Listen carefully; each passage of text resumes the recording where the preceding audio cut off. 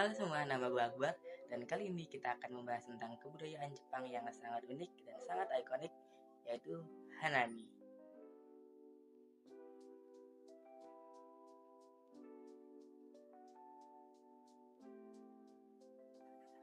Mungkin bagi kalian yang suka dengan kebudayaan Jepang sudah familiar dengan apa itu Hanami, atau mungkin bahkan belum tahu. Apa sih Hanami itu? Hanami secara sederhana berarti tradisi untuk menikmati keindahan bunga sakura yang sedang mekar.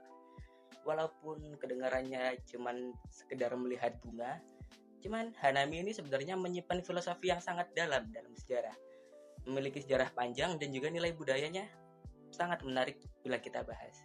Jadi tanpa berlama-lama lagi, mari kita bahas apa itu Hanami.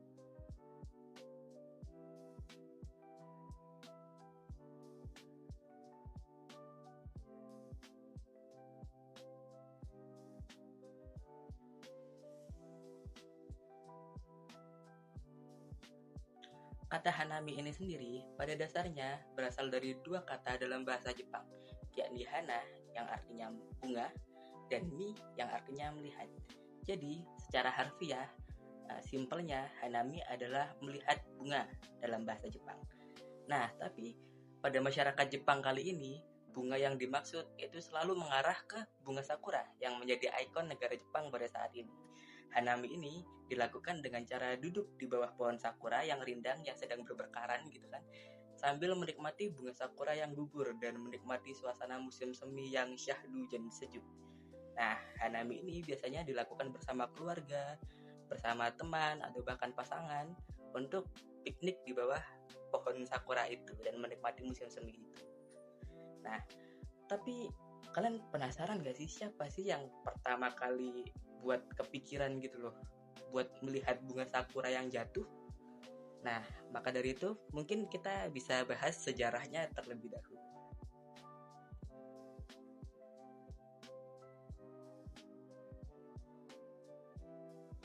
Jadi, tradisi Hanami ini sebenarnya udah ada sejak lama sekali, sejak dulu banget. Bahkan tercatat sudah ada sejak 1000 tahun yang lalu. Pada tepatnya pada periode Nara sekitar abad ke-8 Masehi. Nah, tapi pada waktu itu Hanami hanya dinikmati oleh kalangan-kalangan bangsawan di istana kerajaan. Nah, jadi masyarakat-masyarakat yang menengah ke bawah belum belum kenal dengan Hanami atau belum kenal dengan tradisi Hanami pada saat ini. Nah, tradisi ini itu sebenarnya yang dilihat tuh bukan bunga sakura pada waktu itu, melainkan bunga plum atau yang disebut bunga ume dalam bahasa Jepang. Nah, tradisi ini tuh juga ternyata terpengaruh dari budaya Tiongkok atau Cina yang sudah ada lebih dulu. Seperti itu. Nah, kemudian memasuki periode Hainan, budaya Hanami ini mulai berubah. Pada waktu itu Kaisar Saga yang memimpin waktu itu mengadakan pesta Hanami khusus untuk melihat mekarnya bunga sakura di istana kerajaannya. Nah, para penyair di istana ini mulai menulis kayak puisi-puisi untuk menggambarkan keindahan bunga sakura, keindahan kelopak bunganya yang jatuh tertiup angin dan segala macam seperti itu. Pokoknya diromantisasi waktu itu.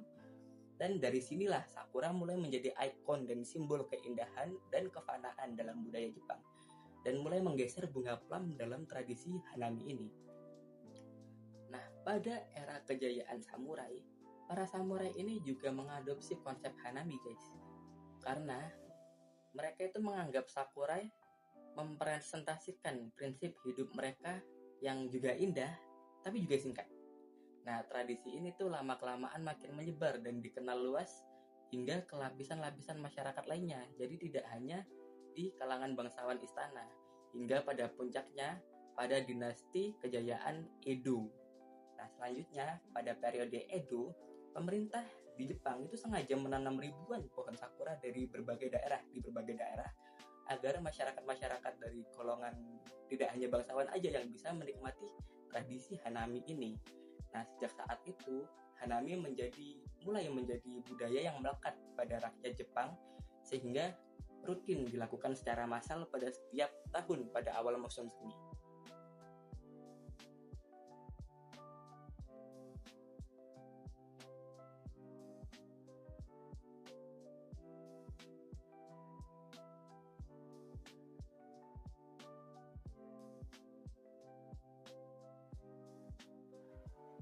Salah satu hal yang menarik pada tradisi Hanami ini adalah adanya yang disebut dengan Sakura Zensen. Nah, Sakura Zensen ini kayak garis depan mekarnya sakura atau ramalan mekarnya sakura ini kapan gitu. Jadi pemerintah Jepang itu akan merilis sebuah peta yang akan ada jadwal sakura mekar di tiap daerah, mulai dari selatan Jepang hingga ke utara biasanya ya. Nah, karena Jepang ini memiliki perbedaan suhu yang besar dari selatan hingga utara, sakura ini biasanya mekarnya itu tidak secara bersamaan. Di daerah selatan biasanya kan lebih hangat. Sakura biasanya mekar lebih awal dari biasanya pada saat itu. Biasanya di akhir Maret. Nah, sedangkan di wilayah utara seperti di Hokkaido itu biasanya sakura baru mekar pada akhir April atau awal Mei biasanya. Nah, ramalan Sakura Zensen ini biasanya dipantau oleh Badan Meteorologi di daerah Jepang. Nah, mereka ini mengumumkan biasanya kapan wilayah tertentu akan memasuki Kaika atau hari pertama mekar sakura dan kapan akan mencapai Mangkai atau puncak mekarnya sakura. Nah, ramalan ini itu sangat penting karena bunga sakura ini hanya mekar selama 1 atau 2 minggu di daerah tersebut. Nah, kalau salah memilih hari, orang akan bisa aja kecewa karena sakuranya sudah gugur, jadi kita nggak bisa lihat sakuranya ini. Makanya itu pemerintah Jepang nih kayak merilis Sakura Zensen ini pada awal-awal musim semi. Jadi para turis internasional atau bahkan wisatawan-wisatawan yang datang itu tidak kecewa karena sakuranya sudah gugur. Seperti itu. Jadi Sakura Zensen ini sangat membantu sebenarnya. Jadi ini adalah contoh map dari Sakura Zensen ya. Dan ini yang warna-warna ini sebenarnya nggak begitu berpengaruh karena hanya sebagai batas wilayah dan batas tanggalnya saja.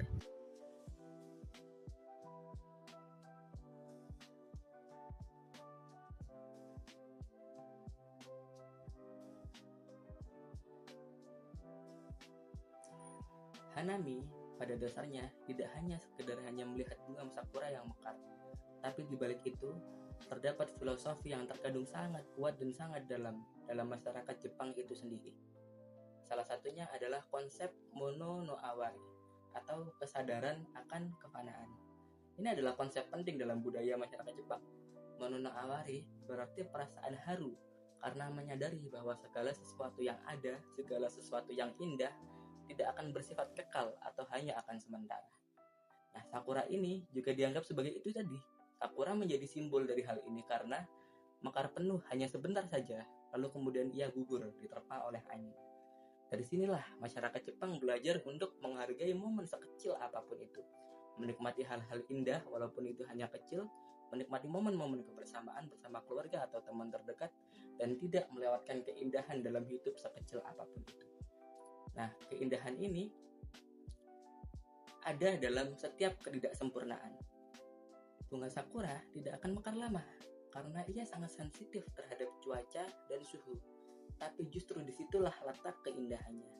Di Jepang, masyarakat Jepang memaknai sesuatu itu tidak harus abadi atau kekal atau bahkan harus sempurna untuk bisa dihargai. Dari sesuatu yang kecil atau bahkan sesuatu yang tidak terlihat, itu semua bisa dihargai.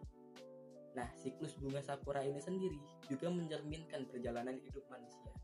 Dari ia mekar, kemudian ia gugur, kemudian tumbuh kembali di tahun depan, itu mencerminkan perjalanan manusia seperti itu.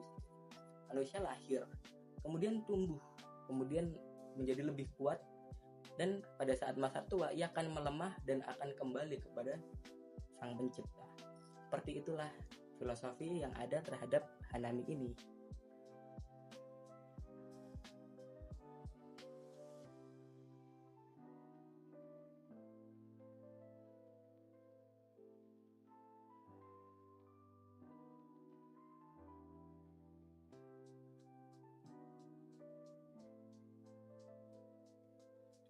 Hanami ini masih dilakukan hingga hari ini, teman-teman.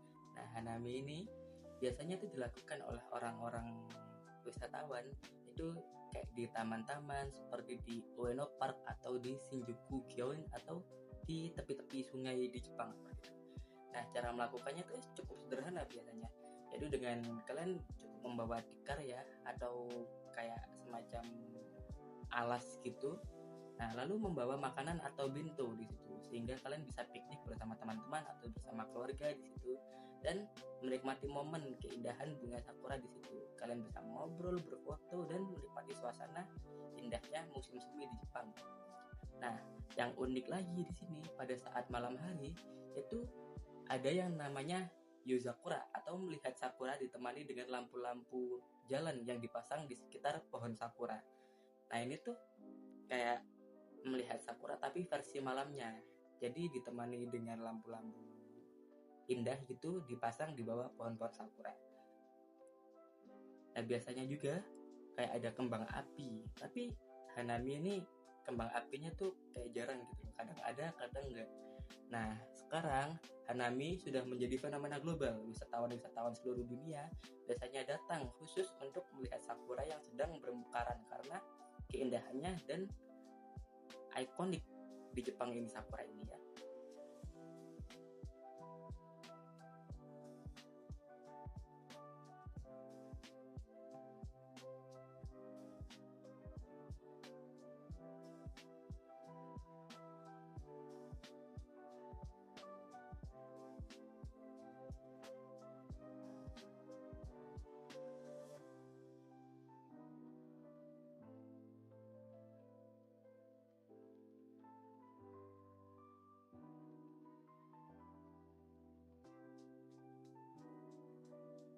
Nah, uniknya guys, konsep Hanami ini ternyata sejalan dengan konsep tadabbur alam dalam Islam.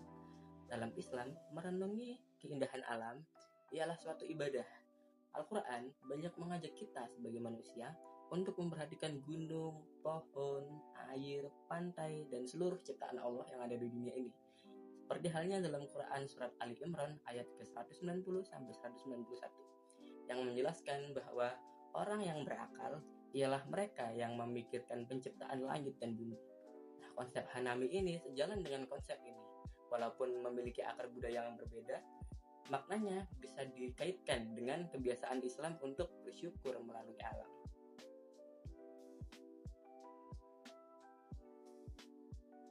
Jadi, pada intinya, Hanami ini bukan hanya sekedar kegiatan melihat bunga sakura.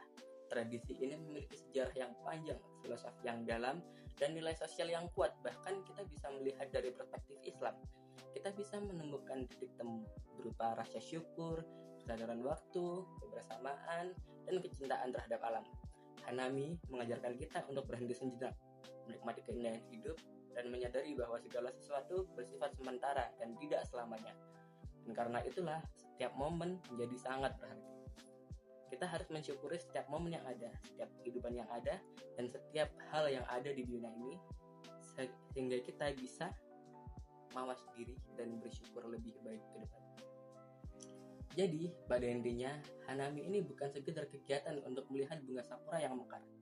Tradisi ini memiliki sejarah yang sangat panjang, filosofi yang sangat dalam, dan makna sosial yang sangat kuat. Bahkan, kita bisa melihatnya dari sudut pandang Islam. Kita bisa menemukan titik temu berupa rasa syukur, kesadaran waktu, kebersamaan, dan kecintaan terhadap alam. Dari Hanami kita belajar untuk berhenti sejenak dan tidak terburu-buru, bisa menikmati keindahan hidup, dan menyadari bahwa segala sesuatu bersifat sementara dan tidak ada yang selamanya. Dan karena itulah, setiap momen bisa menjadi sangat berharga tergantung sudut pandang kita.